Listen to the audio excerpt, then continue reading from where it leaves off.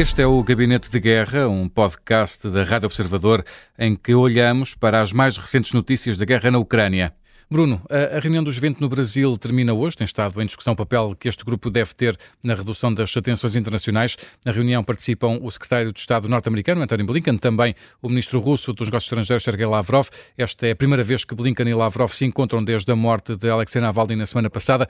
Que importância, Bruno, tem esta reunião no contexto destes vários conflitos que vivemos?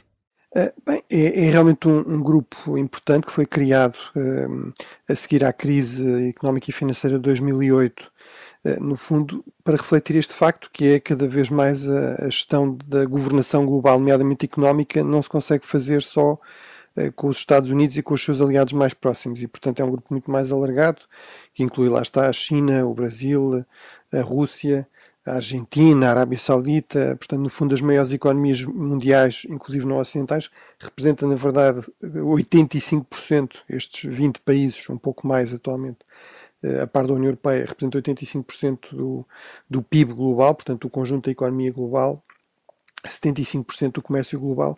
Portanto, tem-se sobretudo essa dimensão, ou começou por ter sobretudo essa dimensão económica, e depois ganhou também uma dimensão mais política, no fundo tentar gerir um pouco esta tendência para um mundo mais multipolar, ou eventualmente mais bipolar, mas provavelmente mais multipolar. Agora, isso realmente não tem sido fácil, porque geralmente a multipolaridade e a transição de poder está associada a mais conflitos e realmente é isso que se tem confirmado e, portanto, em muitos casos, realmente estas grandes potências não se conseguem entender. Parece que é o caso também agora, ou seja, os sinais são de que não haverá provavelmente um comunicado final, vamos ver se isso se confirma ou não, ou se é possível chegar aqui a algum tipo de acordo. Realmente a generalidade dos países ocidentais que estão representados, portanto a União Europeia, a França, a Grã-Bretanha, o Canadá, os Estados Unidos, o Japão, etc., foram muito críticos da Rússia. Lavrov, enfim, respondeu com aquelas narrativas da propaganda russa habituais.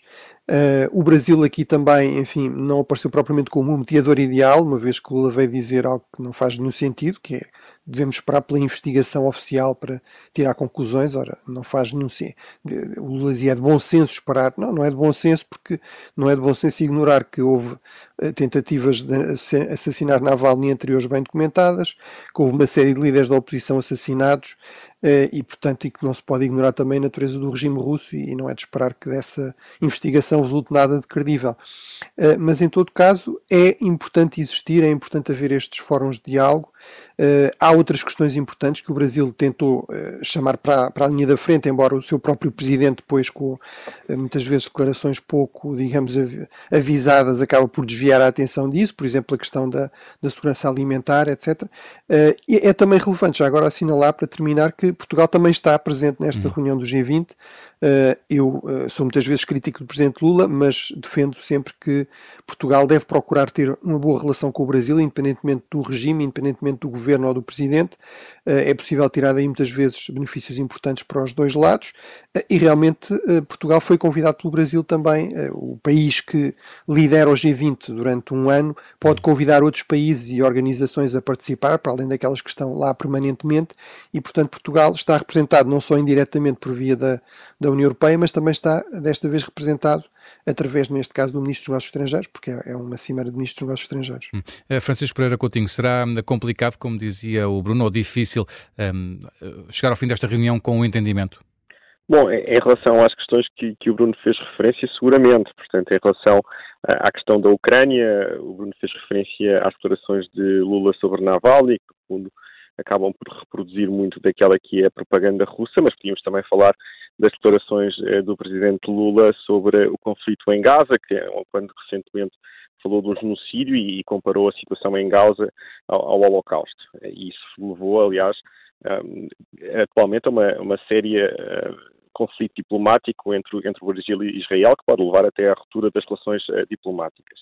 O que é uma pena, porque as prioridades do Brasil para esta presidência eram prioridades que o Brasil poderia levar a cabo de uma forma muito positiva, o combate à pobreza, especialmente as questões do desenvolvimento sustentável e a política externa brasileira, e aquilo que se esperava do presidente Lula é que liderasse justamente o combate às alterações climáticas, justamente por ter um tesouro da humanidade, que é a própria Amazónia, e aqui claramente houve uma esperança muito grande resultante da sua eleição por contraposição à política do seu antecessor, Jair Bolsonaro, e depois, claro, todas as questões relacionadas com a reforma das instituições internacionais, designadamente do Conselho de Segurança e de outros órgãos das Nações Unidas. Mas neste contexto, com uma política externa tão divisiva por parte do próprio presidente brasileiro, eu creio que não há aqui grande margem para que neste contexto, como explicou o Bruno, com Estados com prioridades de política externa tão diferenciadas, conseguimos chegar a qualquer tipo de entendimento nesta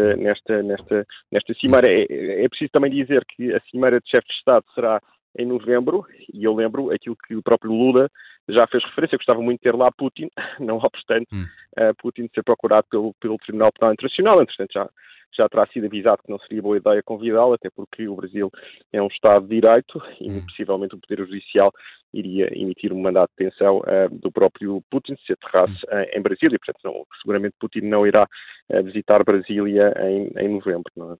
Entretanto, a Rússia ameaçou abater aviões de patrulha franceses que sobrevoavam o Mar Negro, uma informação adiantada pelo ministro francês da Defesa, que disse também que estas ameaças demonstram uma postura particularmente agressiva da Rússia, que se agravou desde o início do conflito na Ucrânia. Bruno Cardoso Reis, podemos esperar uma Rússia mais agressiva conforme vai avançando agora no terreno na Ucrânia? Bem, eu acho que aí o mais relevante é mesmo isto ter vindo a público. A França não seria obrigada a revelar isso, até porque essas ameaças depois não se concretizaram. Ter vindo a público agora pela boca do ministro da Defesa francês, portanto também não foi algo que a imprensa, de alguma forma, alguma fonte anónima tivesse revelado. Portanto, isso parece-me corresponder realmente da parte da França a passar a mensagem que leva muito a sério a questão da Ucrânia, da agressão russa, de travar a agressão russa, que de alguma forma a França quer aproveitar-se um pouco também aqui um certo vazio de liderança e também de auxílio criado pelos Estados Unidos pela sua crise política, pela sua divisão interna, para se afirmar um pouco num papel de uma certa liderança que até aqui não tem tido, apesar de todas as críticas. Por exemplo, a Alemanha, que na retórica muitas vezes é mais hesitante, na prática é logo o segundo país, até em termos, digamos, de volume de apoio militar, até ultrapassa a própria Grã-Bretanha e ultrapassa bastante a França. Portanto, a França tem muito que recuperar, diria eu, mas realmente tem-se chegado mais à frente nos últimos meses, e este provavelmente é um sinal de que isso se poderá até intensificar. Ou seja, por exemplo, está a liderar uma coligação para fornecer artilharia, anunciou que está a procurar, no fundo, um pacote financeiro de vários milhares de milhões de euros para a ajuda bilateral também francesa, em termos de armamento, e, portanto, tudo isso realmente me parece importante, significativo. Vamos ver se concretiza, porque, como eu digo, até aqui a França está longe de ser um líder na ajuda, nomeadamente militar, à Ucrânia, e dos países europeus é provavelmente aquele que tem mais capacidade para o fazer, certamente a par da Grã-Bretanha e da Alemanha. O Gabinete de Guerra é um podcast da Rádio Observador, vai para o ar de segunda a sexta, depois do noticiário das 9h30 da manhã, e tem nova edição depois das notícias das 4 da tarde. Está sempre disponível também em podcast. Eu sou o Luís Soares, até amanhã.